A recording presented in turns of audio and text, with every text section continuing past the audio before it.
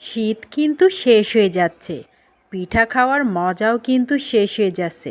আসসালামু আলাইকুম ভিউয়ার্স, সবাই কেমন আছেন? মহান রব্বুল আলামিন সবাইকে সুস্থ রেখেছেন, ভালো রেখেছেন।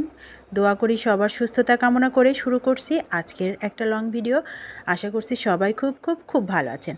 আসলে ঠান্ডাটা কিন্তু বেশ কমে গিয়েছে, আর ঠান্ডা কমে গেলে কিন্তু পিঠা খাওয়ার মজাটাও আস্তে আস্তে কমে যাবে।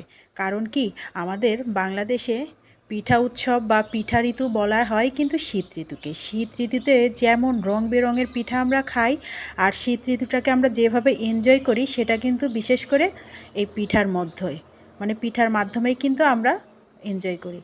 আর এই শীতটা যেহেতু শেষ হয়ে যাচ্ছে, সবাই আর একবার পিঠা খেয়ে নেবেন আমার মতো। আমি কিন্তু আবারও গ্রামে এসেছি, আর মায়ের হাতের রসে ভেজানো পিঠা খাচ্ছি।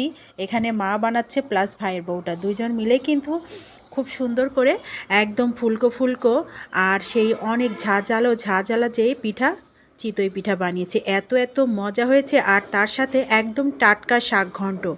আমরা সকালবেলা টাটকা শাক মাঠের থেকে তুলে এনেছি, পাঁচমিশালি শাক, বাইতির শাক, পালং শাক, আরও অন্যান্য শাক ছিল, সব মিলিয়ে ঘন্ট করা হয়েছে।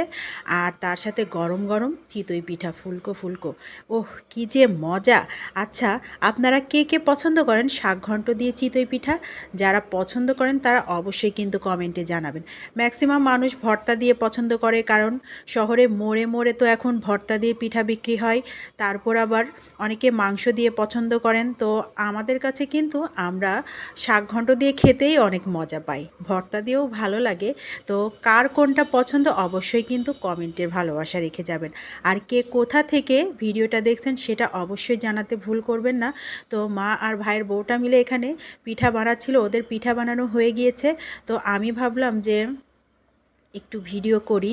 পিঠার রেসিপিটা হয়তো দিতে পারছি না, তাতে কি, ওদের পিঠা বানানোটাই মাঝে মাঝে আমি একটু দৌড় দিয়ে এসে ভিডিও করেছি, কারণ আমি এখানে ছিলাম না, আমি রুমের মধ্যে ছিলাম। তো পরে এসে ওরা যে পিঠা বানানো শেষ, এখন রস বানাচ্ছে পিঠার, সেটা একটু ভিডিও করে নিলাম। আর রসটা আসলেও খুব মজা হয়েছিল, অনেক দুধ দিয়ে করা এখানে, আর একটু বেশি করে দুধ দিলেই কিন্তু খেতে ভালো লাগে।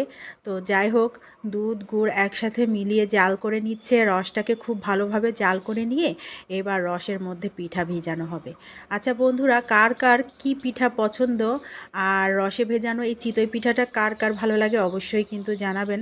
আমার কিন্তু ভালোই লাগে, তবে আমাদের ফ্যামিলিতে ম্যাক্সিমাম মানুষেরই ভাপা পিঠাটা বেশি পছন্দ, ভাপা পিঠাটাই বেশি বানানো হয়। তবে আমার বাবার কিন্তু খুব পছন্দ এই রসে ভেজানো দুধ চিতই পিঠাটা, বা আমার ভাইটারও পছন্দ। তো মাঝে মাঝে শীতের সময় এই পিঠাটা বেশ ভালোই বানানো হয়, যেহেতু বাচ্চারা পছন্দ করে। তো এখন পিঠার রসটা কিন্তু একদম রেডি হয়ে গিয়েছে। এখন বানিয়ে রাখা আগের পিঠাগুলো একে একে আমার ভাইয়ের বউটা দিয়ে দিচ্ছে। আর পিঠা বানানো মানেই কিন্তু মাটির চুলা, মাটির চুলাতে ওই যে কাঠখড়ি দিয়ে রান্না করে পিঠাপুলি বানালে কিন্তু আমার কাছে মনে হয় আরও স্বাদ বেশি হয়। শুধু পিঠাপুলিই কেন, আপনি যে কোনো রান্নাই করবেন মাটির চুলাতে কাঠখড়ি দিয়ে, স্বাদটা কিন্তু দ্বিগুণ হবে। সেটা কিন্তু গ্যাসের চুলায় বা ইলেকট্রিক চুলাতে বা ওভেনে এই টেস্টটা কখনোই পাবেন না। আর আমি কমফোর্ট ফিল করি এই মাটির চুলায় রান্না করতে খড়ি দিয়ে, আমারও খুব ভালো লাগে। যেমন ব্লেন্ডারে ভর্তা ভালো লাগে না, পাটায় বেটে ভর্তা খেতে বেশি ভালো লাগে, ঠিক এরকমই। তো আমার সাথে একমত কারা তারাও অবশ্যই জানাবেন। তো পিঠাগুলো কিন্তু একে একে ওরা সব দিয়ে দিয়েছে, এখানে পিঠাগুলো একদম রেডি করে ফেলছে।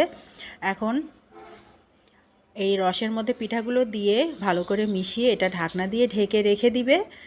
আর খুব ভালো করে আগেই রসটা জাল করে নিয়েছে, আমাদের পিঠা একদম রেডি। কে কে খাবেন চলে আস। ভিডিওটা ভালো লাগলে অবশ্যই পাশে থেকে যাবেন। সবাইকে ধন্যবাদ এতক্ষণ আমাকে সাপোর্ট দেওয়ার জন্য। আল্লাহ হাফেজ, আসসালামু আলাইকুম।